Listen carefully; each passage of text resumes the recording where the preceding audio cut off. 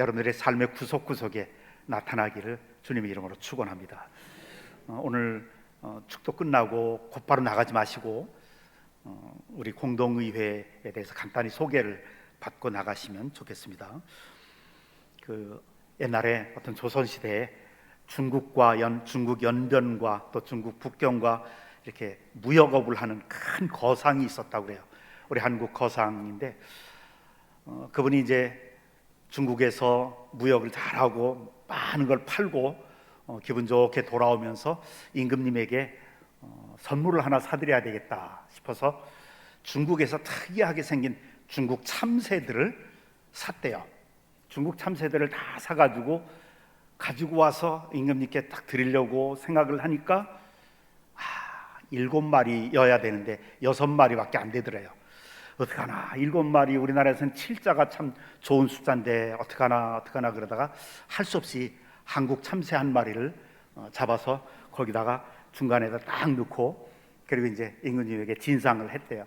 임금님, 폐하, 이거 중국에서 아주 귀하게 여기지는 중국 참새를 샀습니다. 근데 임금님이 이렇게 보더니 한 마리가 좀 이상하다, 이거 우리 한국 참새 같은데, 우리 조선 참새 같은데. 그랬더니 이제 이 거상이 뭐 어떻게 할 바를 모르고 막 당황하고 있는데 그 참새가 그러더래요. 폐하, 저는 통역관입니다. 그러더래요. 예. 통역이 필요한 시대 같아요. 알다시피 저는 아프리카에서 선교하면서 통역을 오랫동안 써봤잖아요. 제가 영어로 설교하면 불어로 통역을 해주고, 그러면 이제 복음이 증거되고 그러는데, 통역을 통해서 복음이 잘 전달되는 걸 봤어요. 통역이 꼭 필요한데 서로 언어가 틀리니까, 또 피부색도 틀리고 인종도 틀리고 문화도 틀리고 다 틀리니까 이 통역관이 얼마나 중요한지 몰라요.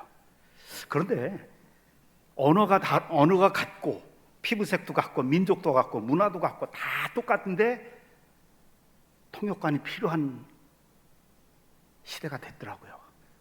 2000년 전에도 예수님이 그렇게 하늘에서, 하나님이 이 땅에 내려오셔서 예수님이 직접 3년 동안을 설교했는데도 그 말씀이 하나도 안 들어갔던 사람이 있어요. 그게 가롯 유다죠. 그 예수님을 그냥 팔아버렸잖아요. 같은 문화, 같은 언어, 같은 의식 구조를 가지고 있는데도, 유대인인데도 히브리 말로 설교했는데, 아람어로 설교했는데, 그런데 그걸 이해를 못해요. 근데 그런 현상이 지금 시대도 있다고요. 현대에도 우리말로 설교했는데 성도들이 듣고 싶은 것만 듣는 거예요. 자기에게 관심 있는 것만 듣는 거예요. 그래, 자기하고 생각이 안 맞으면 하나님의 말씀인데도 그냥 거부를 해버리는 거예요. 그래서 통역이 필요한 거구나. 성령께서 오늘 말씀을 통해서 여러분들의 마음속에 성령님이 직접 통역해 주시기를 주님의 이름으로 축원합니다. 오늘은 통역이 좀 필요한 그런 말씀이에요. 우리 지난주부터 장로가 된다는 것은 첫 번째 이야기했어요. 장로가 된다는 것의 핵심은, 장로가 되려고 애쓰고 노력하는 것은 선한 야망이다. 아주 선한, 하나님이 기뻐하시는, 그게 디모데전서 3장의 말씀이죠. 사람이 감독의 직분을 얻으려 함은 선한 일을 사모하는 것이다. 하나님이 보시기에 장로가 되려고 애쓰고 노력하고 자신의 삶을 점검해보고 더 열심히 기도해보고 고칠 거 고치고 아주 장로가 되려고 애쓰는 것은 하나님이 보시기에 기뻐하시는 것이다. 지난주에는 그걸 중심으로 했고요. 이번 주에는 장로를 떠나서 우리 교회 안에 모든 직분들에 관해서 말씀을 나누려고 그래요. 이 디모데전서라고 하는 이 책은, 디모데라고 하는 젊은 목회자가 있었어요. 한 나이가 40대쯤 되는 젊은 목회자가 교회를 맡아가지고 목회를 하니까 젊고 인생의 경험이 별로 없으니까 굉장히 두려운 거예요. 또 나이가 어리고 교인들 가운데 연세도 많고 그러니까 막 너무 힘든 거예요. 그러니까 사도 바울이 그 스승인 사도 바울이 영적인 아들에게 디모데야, 너는 목회할 때 이렇게 하라. 그리고 목회에 관한 꼭 필요한 원칙들, 하나님의 뜻들을 가르쳐 준 거예요. 그게 디모데전서, 디모데후서입니다. 근데 하나님의 뜻 가운데 중요한 것은 지난주와 이어서 이번 주까지 교회의 지도자들을 세워라. 지도자들을 세워서 그 지도자들로 하여금 일하게 하고, 지도자들로 하여금 조직적으로 체계적으로 하나님의 뜻을 지속적으로 하나님의 뜻을 펼치고 복음을 증거하고 교회를 위해서 헌신하게 하라, 그거예요. 그래서 이제 장로 제도가 있고, 한국 교회 대부분은 장로 제도를 채택합니다. 장로는 계급은 아니지만 교회의 어른이에요. 교회 어른으로서 교회를 책임지고 또 교인들의 신앙을 감독하고 교회를 위해서 앞장서서 앞에서 일하게 하시기 위해서 뽑은 종이에요. 종이기도 하고 또 어른으로서는 지도자이기도 해요. 종으로서, 장로는 종으로서 겸손하라는 거예요. 또 어른으로서 지도력을 갖추라는 거예요. 모범이 되보라는 거예요. 앞에 서라는 거예요. 근데 이제 오늘 본문의 말씀은 그런 장로 제도를 거치지만 실질적으로 일을 하는 사람들은 안수집사, 권사, 집사라고 하는 거예요. 선출해서 뽑는 안수집사, 권사, 이게 성경이 권하는 제도입니다. 그 직분이라고 흔히 말하죠. 교회 안에서 존재하는 모든 직분, 안수집사, 권사, 장로, 직분에 대해 말씀하시는 거예요. 그게 12절의 말씀을 첫 번째 원칙 중의 원칙을 그렇게 말씀하세요. 같이 읽어보십시다. 시작. 나를 능하게 하신 그리스도 예수 우리 주께 내가 감사함은 나를 충성되이 여겨 내게 직분을 맡기심이니. 교회의 직분은 하나님 나라의 지부가 교회거든요. 지역교회. 교회의 직분은 하나님 나라의 그 직분, 직책은 지위라고 그러면 이상하고, 봉사의 직책, 그리스도께서 나에게 직분을 맡기셨다는 뜻이에요. 그리스도 예수께서 우리 주께 내가 감사하는 이유는 그분이 나를 충성되이 여겨서 나에게 직분을 맡기셨다. 그래요. 누가 맡겨요?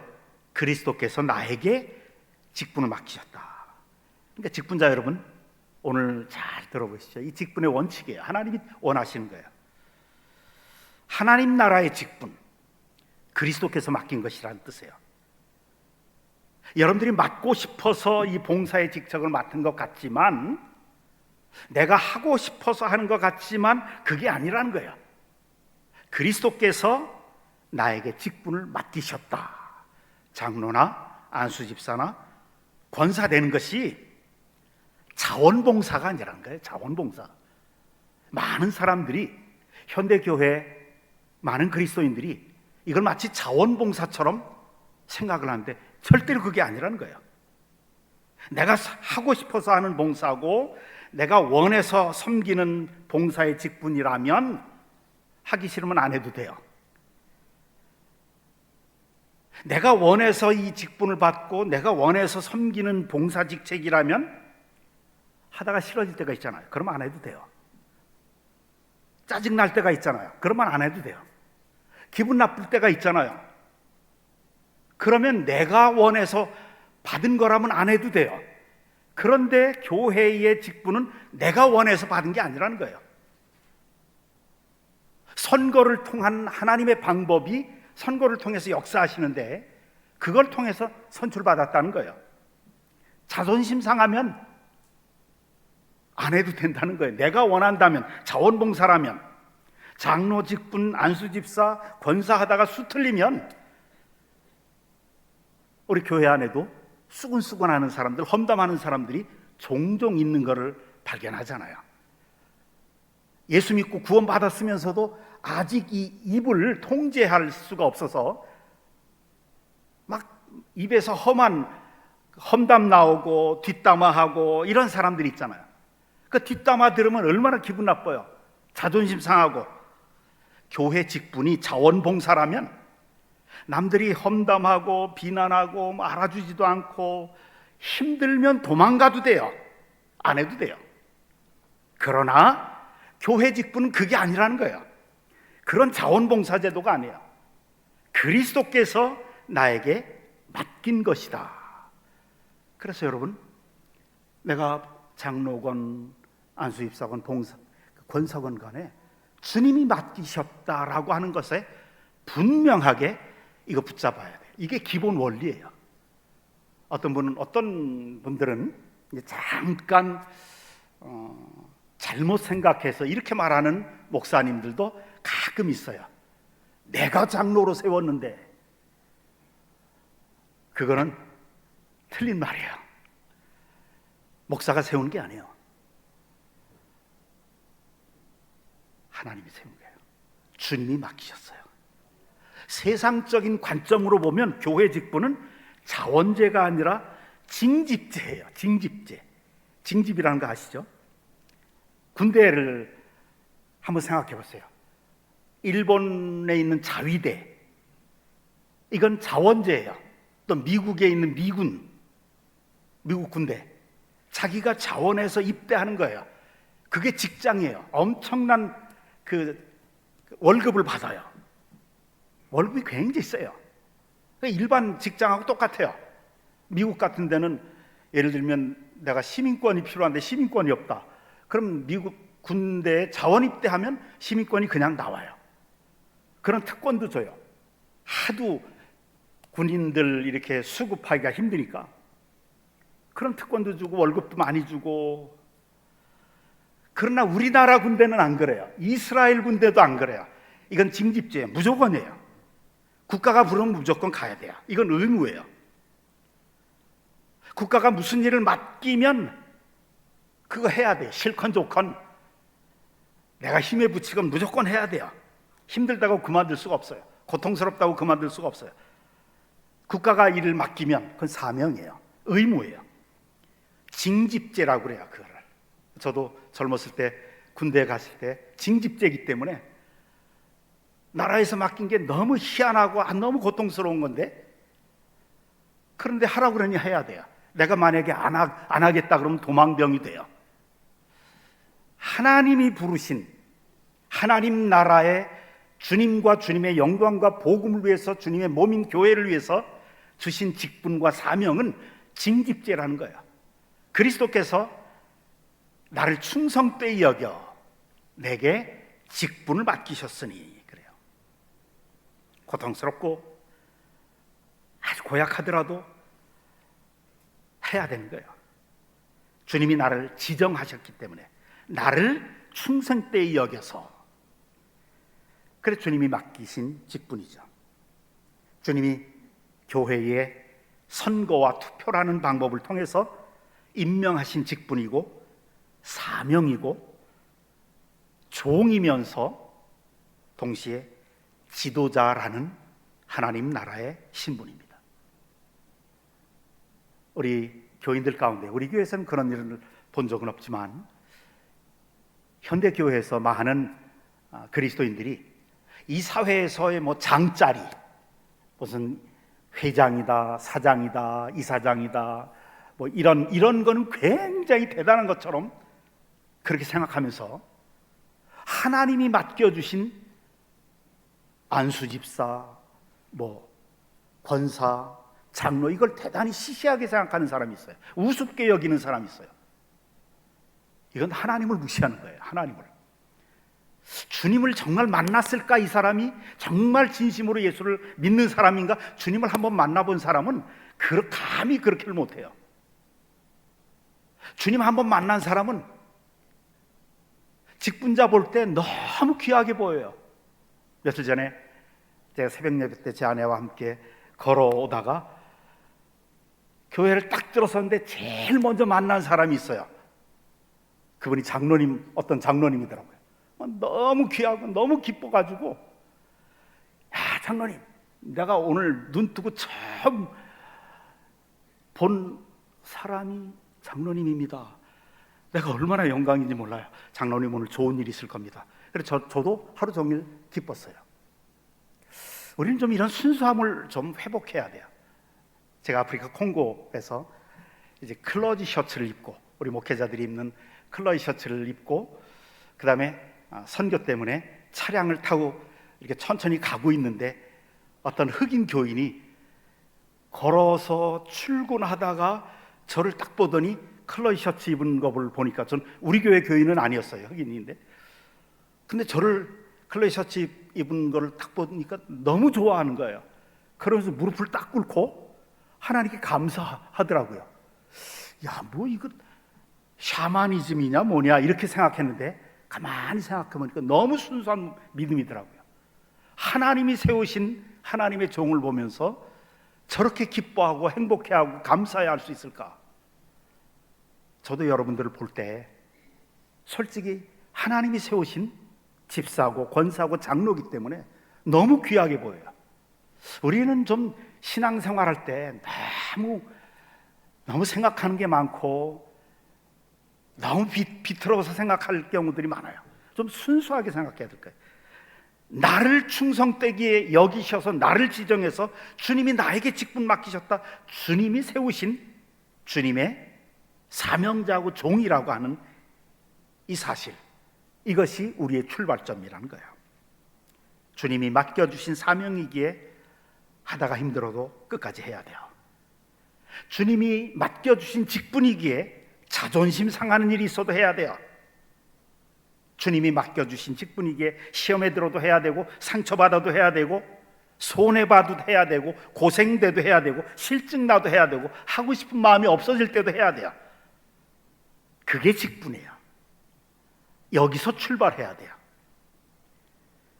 그런데 주님은요, 우리에게 직분을 맡겨놓으시고 사명을 맡겨놓으시고 그리고 나 몰라라 하시는 분이 아니더라고요. 군대에서는 여러분들, 제가 오늘은 군대 얘기를 자꾸 해서 미안합니다. 조직이나 이런 게 좀 하나님 나라의 조직이 군대 조직하고 좀 비슷해서 그래요.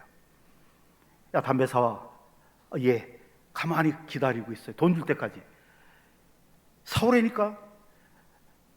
예, 돈 주셔야죠. 야, 임마, 돈 있으면 내가 가서 사오지.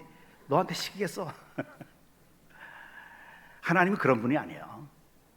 하나님이 충성되이 여기셔서 누구를 직분을 맡기시고 사명을 할 일을 주셨다면 그 사람에게 필요한 건강도 주시고 은혜를 베풀으셔서 하고 싶은 마음도 주시고 그 일을 할 때 기쁨도 주시고 그 가정도 복된 가정도 되게 하시고 아멘 하시는 분에게 이루어질 줄 믿습니다. 자녀도 책임져서 잘 키우게 해주세요. 기도할 때마다 응답이 일어나게 해주시고 하나님의 권능을 체험하게 해주세요. 이게 직분 맡은 사람에게 주시는 축복이에요. 저는 제가 목사가 된 거 가만히 생각하면 나같이 변덕스럽고 나같이 자존심 세고 교만하고 자격이 없는 사람에게 주님이 나에게 목사라고 하는 이 직분을 맡겨주셨기에 영광으로 알고 특권으로 알고 축복으로 알고 감사함으로 알고 이를 악물고 살아도 이 사명 감당하고 책임져야 한다는 것을 마음 깊이 느껴요. 그래서 어떤 일이 있어도 직분을 감당해야 되겠다. 그게 교회의 직분이에요. 하나님 나라의 직분이에요. 그런데 여러분, 신비하게도요, 주님이 맡겨주셨기 때문에 주님을 위해서, 주님의 몸인 교회를 위해서, 하나님 나라를 위해서, 복음을 위해서 끝까지 충성되게 감당하는 사람들 삶 속에는 아주 놀라운 하나님의 축복이, 신비한 하나님의 축복이 임한다는 사실을 믿으시기를 주님의 이름으로 축원합니다. 마태복음 19장 29절에 보면 또 내 이름을 위하여 집이나 형제나 자매나 부모나 자식이나 전토를 벌인 자마다 여러 배를 받고 또 영생을 상속하리라 그래요. 하나님께서, 그래서 이 사회에서 보면요, 언론에서 그런 것을 발표를 안 해서 그렇지 정치가들, 경제, 사회, 문화, 과학, 예술 계통 그런 곳에서 정말 두각을 나타내는 많은 사람들이 충성되게 장로의 직분을 감당하고 목사의 직분을 감당하고 주님에게 충성된 직분을 감당했던 부모님의 자녀들이라는 것을 우리는 압니다. 목회자들은 그런 거 다 소스들이 있어서 알게 돼요. 정말 많은 사람들이 그 사람은 비록 형편없는 생활을 하고 있을지 모르지만 사회에서 높은 지위에 있는 사람들을 보면 전부 다 목사님 자녀들, 장로님 자녀들, 집사님 자녀들, 열심히 섬겼던, 자기 직분 잘 감당했던 사람들의 자녀들이라고 하는 사실을 전 종종 발견합니다. 그래서 속으로 그렇게 행동이 형편없으면, 야, 참 네가 네 어머니 아버지 때문에 이렇게 높아진 거 모르고 지 잘나서 되는 줄 알고 참 많이 까분다, 그런 생각을 해봐요. 하나님은 반드시 이 직분자에게 하나님의 축복이 그 생애 동안에도 여러 배를 받고 영생을 얻기 전에 여러 배를 이 직분 통해서 받게 된다는 거예요. 우리는 먼 훗날 마지막 하나님의 심판대 앞에서 내가 살아왔던 일생을 파노라마처럼 쫙 보여주시면서 하나님이 우리에게 그 심판대 앞에서 이렇게 물어볼 겁니다. 내가 너의 그 많은 죄들을 내 아들 예수 그리스도에게 다 담당시켰고 네가 받아야 될 지옥과 저주의 형벌을 다 십자가 위에서 내 아들 예수에게 대신 받게 했다. 그래서 원수되었던 너를 내 자녀로 삼아 주었고 네가 또 내 자녀가 된 후에도 얼마나 밥 먹듯이 죄졌냐, 해서는 안 되는 줄 알면서 슬쩍슬쩍 못된 짓들 하는 거 내가 다 용서해 줬다. 그러면서도 내가 너의 가정을 축복했고 건강도 축복했고 사업도 축복했고 내가 다 축복했다. 그리고 내가 너에게 더 큰 축복을 부어주기 위해서 내 몸인 교회와 나를 위한, 하나님 나라를 위한 직분을 주었고 봉사의 사명을 주었는데, 그런데 너는 그 직분과 사명을 어떻게 했느냐라고 물어보실 것입니다. 마지막 심판 때. 그럴 때 여러분, 직분자 여러분, 뭐라고 답변하시겠습니까? 마지막 심판 때 하나님이 맡겨주신 직분과 사명을 심판하실 겁니다. 주께서 나를 충성되이 여겨 나에게 직분을 맡기심이니, 충성되이 여겨, 이 충성이라고 하는 헬라어 원문은 성실함입니다. 충성심입니다. 진실입니다. 하나님은 언제나 우리 중심에 있는 진실됨을 보십니다. 사무엘 선지자에게 하나님이 명령하시죠. 이새의 아들들 다 모아서 그 중에 한 사람을 왕으로 택하라 명령하셔서, 그러면서 기준이 있었어요. 하나님이 세워주신 기준. 너는 그 키도 보지 말고 잘생긴 용모도 보지 말고 내가 다 그것 다 버렸다. 사람들은 외모를 보거니와 나 여호와는 중심을 보느니라 그래요. 오직 마음속에 있는 성실함, 진실됨을 보겠다는 거예요. 사람들은 외모를 보지만 사람들은 그 사람의 학력, 그 사람이 이 사회에서 얼마나 높은가, 지위, 학벌, 이런 거 보지만, 얼마나 부유한가 이런 거 보지만 나는 아니다. 나는 중심을 본다. 이 말씀이에요. 그런데요, 여러분, 성실함이나 진실됨, 하나님이 보시는 그 마음 중심에 있는 성실함은 그건 평소에 생활하는 모습을 보면 나타나는 거예요. 그 사람이 평소 언행을 보면, 그 사람이 평소 예배드리는 모습을 보면, 그 사람이 어떤 봉사하는지 그 봉사하는 자세를 보면 그대로 드러나는 게 마음속의 중심이고 그게 진실이고 성실이거든요. 그 사람 작은 봉사 맡겼을 때 얼마나 성실하게 하는가, 평소 일상적인 생활 속에서 그 중심을 보고 지도자를 세우라라고 하는 말씀입니다. 일할 때 지혜가 없으면 하나님이 주십니다. 능력이 없으면 12절 말씀대로 나를 능하게 하신 그리스도 예수, 이 말씀대로 능력도 주십니다. 잘못된 길로 가면 오래오래 참고 기다리십니다. 그러나 맡겨진 작은 일에 충성하는 그 평소에 보이는 성실성만은, 진실만은 내가 가지고 있어야 됩니다. 지식이 없으면 배우면 돼요. 경험 없으면 경험하면 됩니다. 문제는 성실함입니다. 일상생활 속에서 평소에 가지고 있는 그 성실함, 그 사람이 함께 있고 싶은 사람이고 일을 맡기고 싶은 사람이고, 그런 사람. 재능이 없는 것은 죄가 아니죠. 가난한 것이 죄가 아니에요. 성실하지 못한 것이 죄입니다. 하나님은 바울에 대해서 일체 오래 참으셨죠. 16절에 그러나 내가 긍휼을 입은 까닭은 예수 그리스도께서 내게 먼저 일체 오래 참으심을 보이사.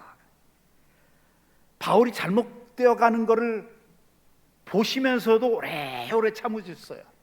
그리고 은혜와 긍휼을 베풀어 주시고 불쌍히 여기셔서 능력도 주셨습니다. 위대한 사도가 되기까지 정말 오래 참으셨어요.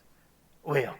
그 밑바닥에 깔린 기본이 있었기 때문에. 그 기본이 뭐냐? 진실됨이었다는 거예요. 충성됨이었다는 거예요.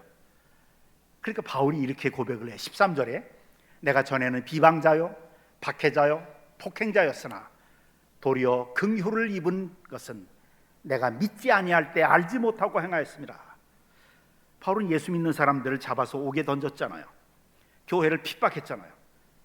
그런데 그렇게 하는 것이 하나님을 위하는 것인 줄로 알고 그렇게 한 거예요. 율법을 순결하게 지키는 것이라고 믿었어요. 그렇게 하는 게, 교회를 박해하는 것이 율법을 철저하게 지키는 것이라고 생각했어요. 믿은 바대로 행동한 거예요. 그 충성됨을 보시고 오래 기다리시고 그를 변화시켜서 사도로 만드셨죠. 우리에게는 성실이 필요합니다. 모르면 모르는 대로 꼭 알아야만 되고 능력이 있어야만 되는 게 아니에요. 이 사회적으로 재물이 많아야 되는 게 아니에요. 자기 처지대로 최선의 성실이 필요한 겁니다. 교회는 적어도 세상과는 크게 다릅니다. 세상에서는 가지고 있는 거, 외모를 가지고 학력, 이 세상에서의 지위, 재물, 이런 거 가지고 판단할지 모르지만 교회에 오면 누구나 다 죄인입니다. 누구나 다 구원받은 의로운 죄인입니다. 그런데 지도자를 뽑을 때는 평소 가지고 있는 일상생활에서의 성실, 이거예요. 바울은 성실했기 때문에 깨달음에 있어서도 성실했어요.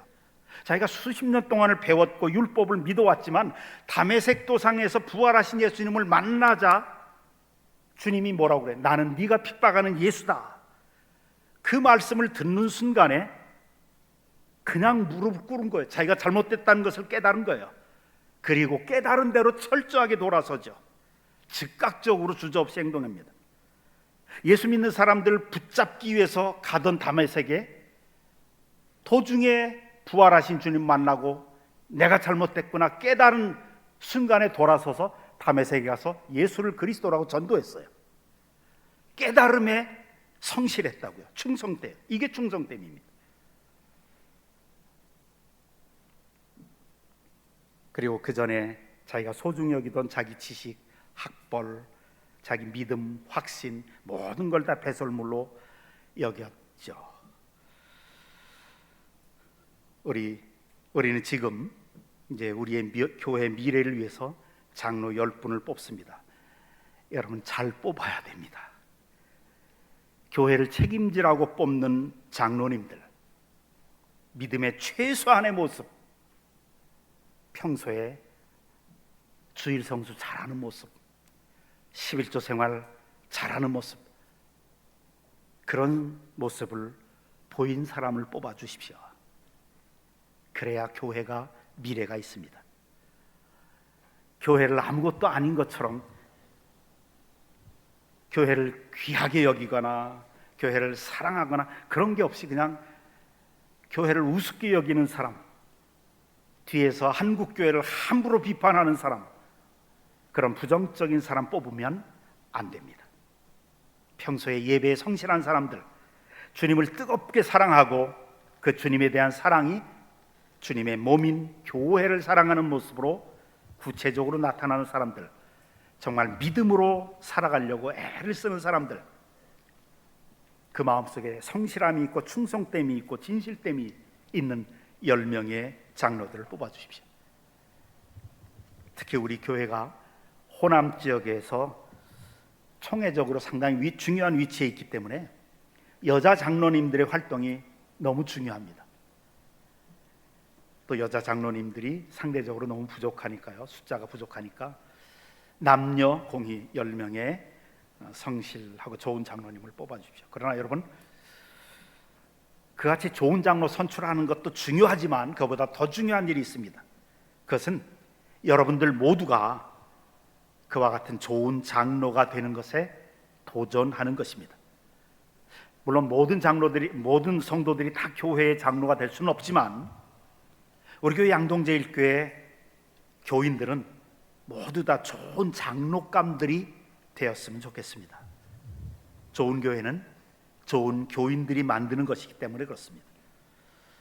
우리가 모두 좋은 직분자가 되는 것에 도전하고 기도하고 노력함으로 좋은 교인들이 되실 수 있기를 바랍니다.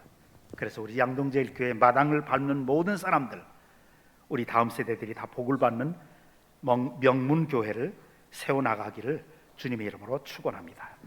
기도하십시다. 우리 다 같이 일어나셔서